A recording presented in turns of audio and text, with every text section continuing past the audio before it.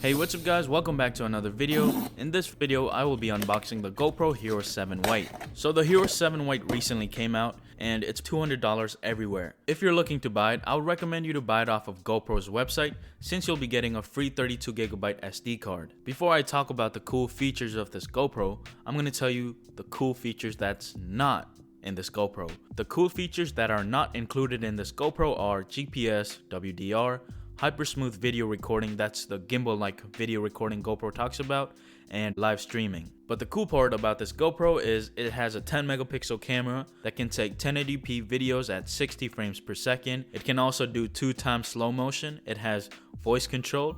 It is waterproof up until 33 feet, and it has a touchscreen display.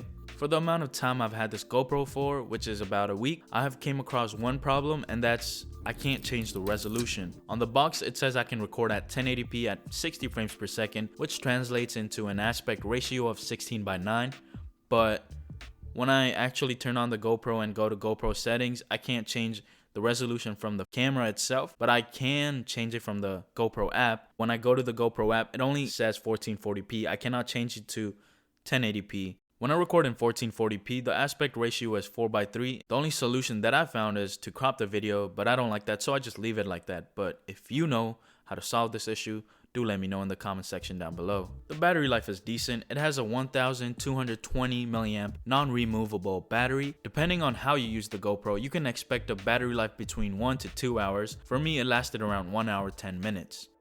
So should you buy this GoPro Hero 7 White? Most definitely not.